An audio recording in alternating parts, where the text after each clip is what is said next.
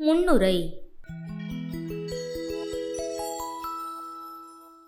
பஞ்சதந்திரம் என்பது சமஸ்கிருத மொழியில் எழுதப்பட்ட கதைகள் மற்றும் செய்யுள்களின் தொகுப்பாகும். இது விஷ்ணு சர்மா என்பவரால் கிமு 200 எழுதப்பட்டதாக சொல்லப்படுகிறது. பஞ்சதந்திர கதைகள் பொழுதுபோக்கு கதைகளாக இருந்தாலும் இது நீதி பற்றிய மூலக் கொள்கைகளை தெளிவுபடுத்தும் கதைகளாகவே இருக்கின்றன. இந்த கதைகள் ஒவ்வொன்றும் நீதியின் ஏதாவது ஒரு விளக்கத்தை அளிப்பதாகவே இருக்கின்றது. இதில் அரச நீதியின் மைய கருத்துக்கள் விலங்கு கதைகளின் மூலம் சொல்லப்பட்டுள்ளது. இதில் 5 முதன்மையான கருத்துக்கள் சொல்லப்பட்டுள்ளன. அவையாவன: 1. நண்பர்களின் இழப்பு, மித்திரபேதம், அதாவது நட்பை பிரிதல். 2. நண்பர்களை பெறுதல், அதாவது மித்திர லாபம். 3. நண்பர்களுக்கிடையே ஆன வேறுபாடு, ஸ்ருத்ர பேதம், அதாவது பகை நட்டல், அடுத்து கெடுத்தல். 4. பிரிவு, விக்கிரகம், அதாவது பெற்றதை இழத்தல். 5. ஆராய்ந்து செயல் புரிதல் அல்லது அடாவடியான செயல். பஞ்சதந்திர கதைகளுக்கான வரலாற்று கதை. தென்னிந்தியாவில் மகிழா ரோப்போயம் என்று ஒரு நகரம் இருந்தது.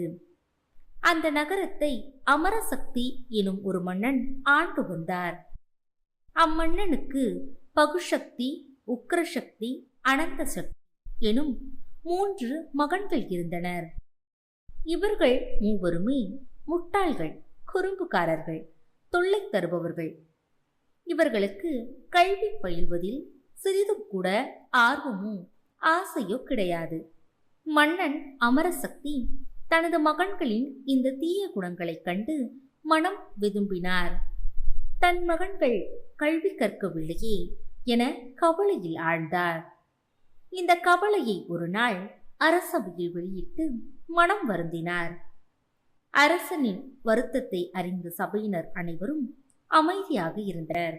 இந்நிலையில் விஷ்ணு சர்மா என்கிற ஒரு பண்டிதர், அரசகுமாரர்களை என்னிடம் விட்டுவிடுங்கள், 6 மாதத்திற்குள் நான் அவர்களுக்கு அரசியல் குறித்த ரகசியங்களை எல்லாம் கற்பித்து விடுகிறேன் என்றார். மன்னன் அமரசக்தியும் இதற்கு ஒப்புக்கொண்டான். 3 அரசகுமாரர்களும் விஷ்ணு சர்மாவிடம் ஒப்படைக்கப்பட்டனர். விஷ்ணு சர்மா அந்த 3 அரசகுமாரர்களையும் தன் வீட்டிற்கு அழைத்து சென்றார். அவர்களுக்கு எளிமையாக புரிந்து கொள்ளும்படியான அவர்களது மனதை கவரும் கதைகளை கூறினார். அந்த கதைகள் அனைத்தும் சுவையாக இருந்தன. அவற்றை அரசகுமாரர்கள் மகிழ்ச்சியுடன் கேட்டனர்.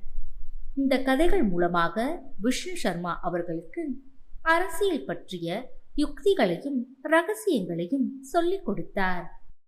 6 மாதங்களுக்குள்ளாக 3 அரசகுமாரர்களும் அரசியலில் தேர்ச்சி பெற்றவர்களாக அரண்மனைக்கு திரும்பி சென்றனர். விஷ்ணு சர்மா அரசகுமாரர்களுக்கு சொன்ன கதைகள் பஞ்சதந்திர கதைகள் என அழைக்கப்படுகின்றன. பஞ்சதந்திர கதை பாத்திரங்கள். பஞ்சதந்திர கதையின் பாத்திரங்கள் பெரும்பான்மையாக மிருகங்கள் அல்லது பறவைகளாகவே இருக்கின்றன. இருப்பினும் இப்பாத்திரங்கள் கதைக்கு சுவையூட்டுவதாகவே இருக்கின்றன.